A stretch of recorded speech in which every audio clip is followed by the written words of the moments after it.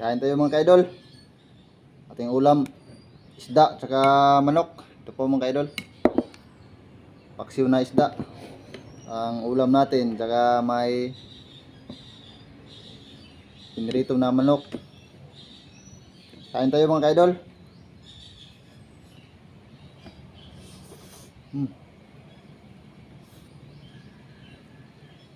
Sarap ng paksiw na isda mga kaidol. Tagal na akong hindi nakakain ng paksiw.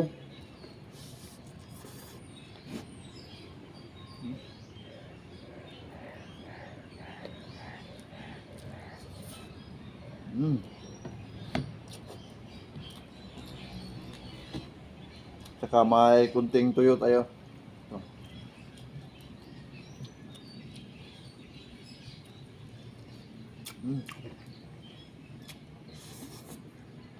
Sarap.